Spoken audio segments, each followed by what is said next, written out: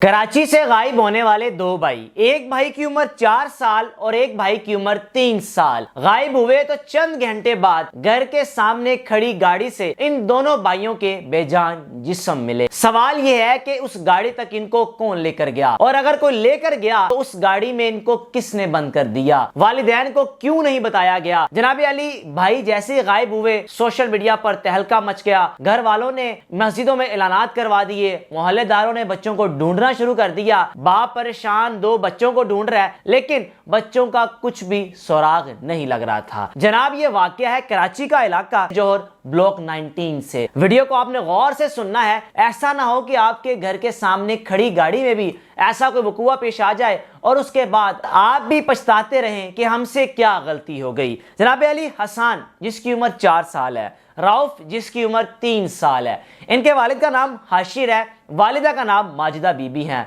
घर के मामलात बिल्कुल ठीक हैं, बाप अच्छा कमाते हैं, फाइनेंशियली भी ठीक हैं, और अपने घर का एक फ्लोर जो कि रेंट पे दिया हुआ था और जो रेंट पे रह रहा था सलीम नामी शख्स, ये गाड़ी उसी शख्स की थी जो घर के सामने खड़ी हुई थी। आप अक्सर देखते होंगे गली मोहल्लों में बच्चे आपको खेल कूद करते दिखाई देते होंगे। घर के सामने पार्क होगा, पार्क में चले जाएंगे, या गली में खेल रहे होंगे, गली में अगर कोई रिक्शा खड़ा हुआ है रिक्शे में चले जाएंगे। अगर कोई गली में झूले वाला आ गया तो झूले लेते हुए बच्चे आपको नजर आएंगे।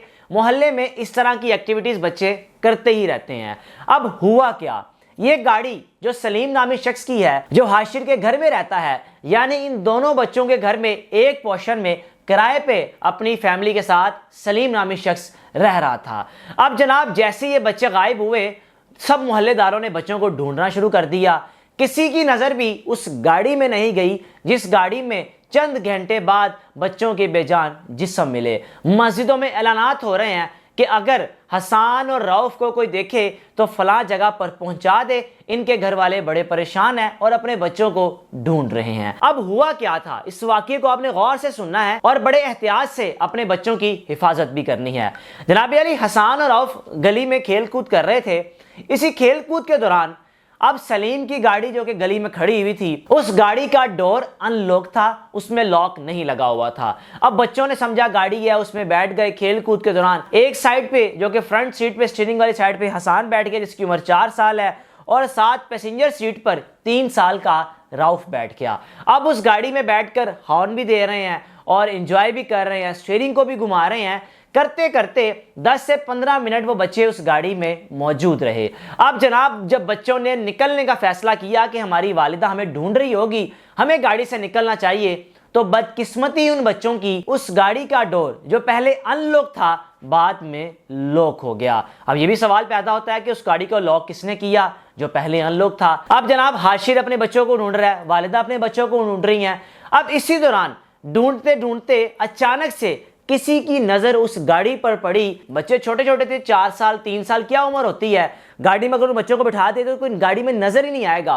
और किसी का शक उस गाड़ी पर इसलिए भी नहीं जा रहा था कि वो गाड़ी 1-1.5 महीने से उस मुकाम पर खड़ी हुई थी, क्योंकि वो गाड़ी खराब थी। उस गाड़ी में इतनी मट्टी थी कि कोई भी एक सेकंड के लिए भी नहीं सोच सकता था कि हो सकता है कि बच्चे इस गाड़ी में चले गए हों। अब जनाब ढूंढने के दौरान बच्चों को जब हाशिर की नजर उस गाड़ी पर पड़ी तो देखा 2 बच्चे, उसी के बच्चे बेजान उस गाड़ी में थे। गाड़ी का डोर तोड़ा गया, उसके लॉक को तोड़ा गया, बच्चों को निकाला गया तो बच्चे बेजान थे। दम घुटने की वजह से बच्चों का इंतकाल हो चुका था और बच्चे पसीनों पसीन थे। बस बच्चों की हालत ऐसी थी कि वालिदा कपकपाती रही, चीखो पुकार शुरू कर दी अपने बच्चों को देखकर, और उम्मीद लगाई कि हो सकता है मेरे बच्चे बेहोश हुए हों, इनको हॉस्पिटल लेकर जाना चाहिए।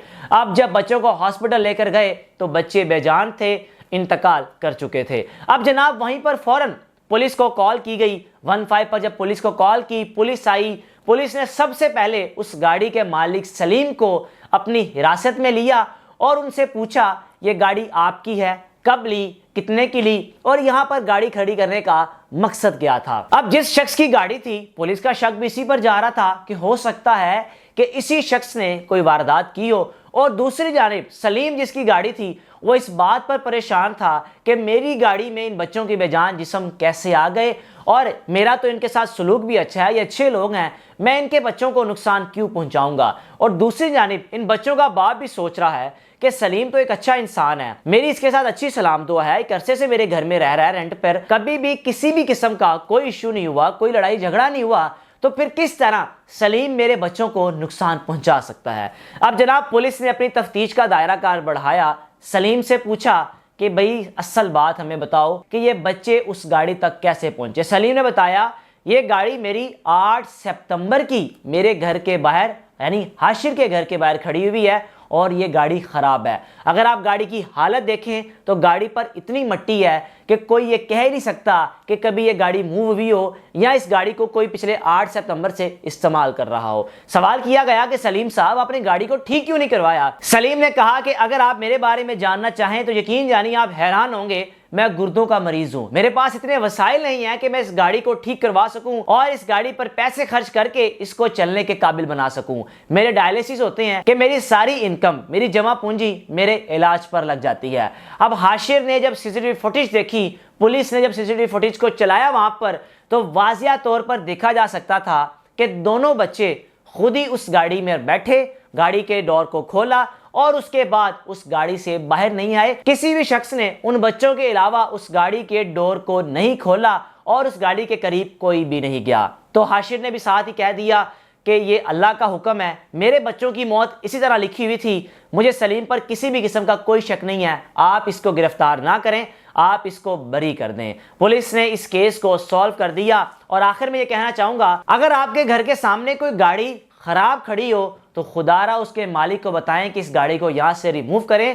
ایسا نہ ہو کہ آپ کے محلے میں بھی, آپ کے علاقے میں بھی گاڑی کو خراب ہو, بچے اس گاڑی میں بیٹھ جائیں اور اس کے بعد بچوں کا اس گاڑی میں دم گھٹ جائے اور ان کی موت ہو جائے. کیونکہ گاڑی چیز ایسی ہے, اگر آپ گاڑی کا استعمال کرتے ہیں, دھوپ میں کھڑے ہو جائیں, گاڑی میں بیٹھے رہیں, بغیر AC چلائے, تو آپ کا دم گھٹے گا, آپ کی طبیعت خراب ہو جائے گی. وہ تو پھر بچے تھے جو برداشت نہیں کر سکے, دم گھٹا اور اللہ کو پیارے ہو گئے. اللہ سے دعا ہے کہ اللہ ان بچوں کے والدین کو صبر دے اور اس باپ کا حوصلہ جس نے اللہ کے اس حکم کو بڑے پن سے قبول کیا اور کہا میرے بچوں کی موت لکھی ہوئی تھی اور یہ سب اللہ کا حکم ہے, اس لیے میں سلیم پر کسی بھی قسم کی کوئی کارروائی نہیں کروں گا. اپنے میزبان کو اجازت دیجیے. اللہ حافظ.